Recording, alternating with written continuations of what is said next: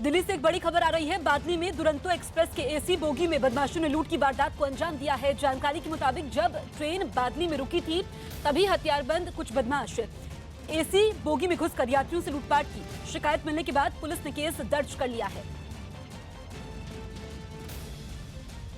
आनंद तिवारी हमारे सहयोगी phone line पर मौजूद है। आनंद, क्या है पूरा मामला?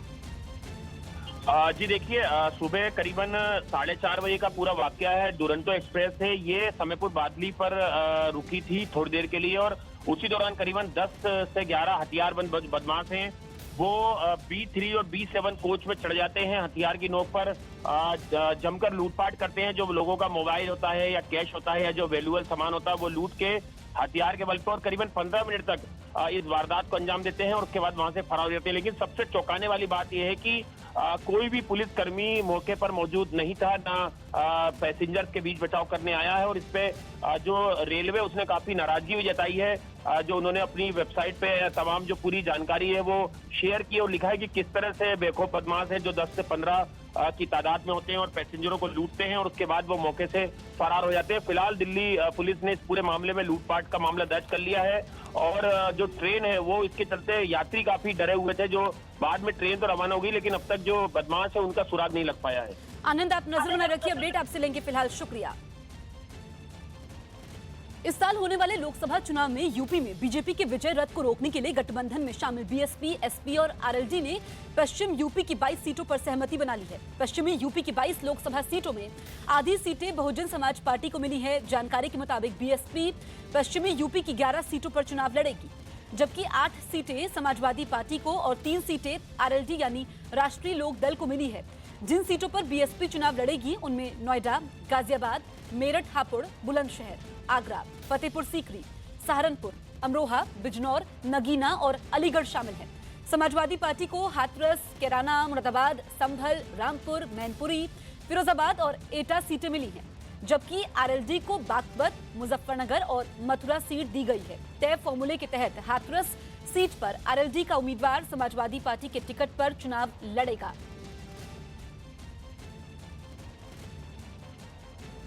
अजीत सिंह हमारे सहयोगी लाइव मौजूद हैं, सीधे उनके पास चलते हैं। अजीत, जो ये फॉर्मूला तय किया गया है, बीएसपी को सबसे ज्यादा सीटें मिली हैं, आरएलडी को 3 सीटें मिली हैं, कैसे आप इस सीटों के बंटवारे को देखते हैं?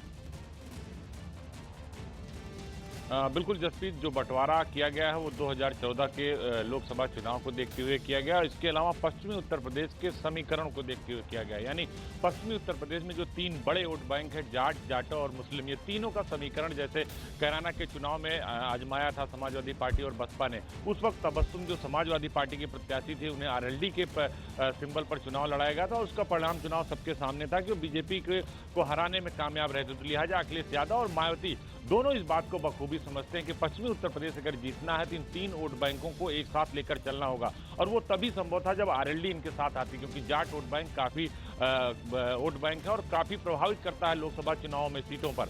तो निश्चित तौर पर इस गठबंधन की जो नई रूपरेखा तैयार हुई और पश्चिमी उत्तर प्रदेश की 22 सीटों का जो बंटवारा हुआ है, 11 पर बीएसपी, 8 पर समाजवादी पार्टी, 3 पर आरएलडी। हालांकि आरएलडी 4 सीटें से 5 सीटें मांग रही थी लेकिन उस पर सहमति नहीं बनी। अब 3 उनको दी गई और 1 समाजवादी पार्टी के कोटे से आरएलडी लड़ेगी। हालांकि वो सिंबल समाजवादी पार्टी का होगा कैराना की तरीके से, जितना वहां सिंबल आरएलडी का था और प्रत्याशी समाजवादी पार्टी का था।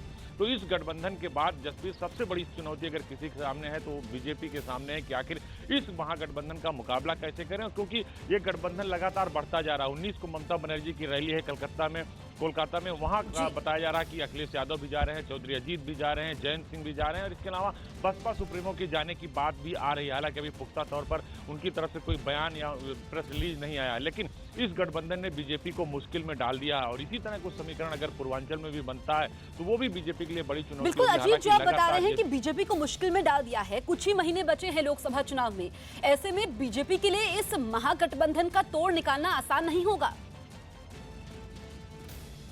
बिल्कुल आपने सही बात कही कि इस महागठबंधन की तोड़ निकालना आसान नहीं होगा। बीजेपी इसीलिए लगातार मंथन कर रही है। कल खुद दिन भर जो केंद्रीय मंत्री हैं, प्रभारी हैं यूपी के, जेपी नड्डा यहाँ मौजूद थे, कांग्रेस भी के गुलाम नबी आजाद भी मौजूद थे। तो सभी बड़े दल जानते हैं कि अगर उत्तर प्रदेश जीतेंगे तभी दिल्ली की गद्दी हमें मिलेगी। तो लिहाजा उत्तर प्रदेश कैसे जीते, क्योंकि यहाँ जाति, भाषा और क्षेत्र, इन तीनों से ऊपर आप नहीं उठ सकते। इसी आधार पर यहाँ चुनाव होता है। और बीएसपी और सपा ने जो स्ट्रेटजी बनाई है कि जो जिस सीटों पर नंबर 2 रहा 2014 के लोकसभा चुनाव में, वो सीटें मैक्सिमम उसको दे दी जाए, जिससे उसे जीतने में आसानी हो जाए। तो लिहाजा अब बीजेपी की अगली रणनीति क्या होती है इस गठबंधन के तोड़ में, ये देखने वाली बात होगी। जसप्रीत। बिल्कुल अजीत, फिलहाल आपका इस तमाम जानकारी के लिए बहुत बहुत शुक्रिया।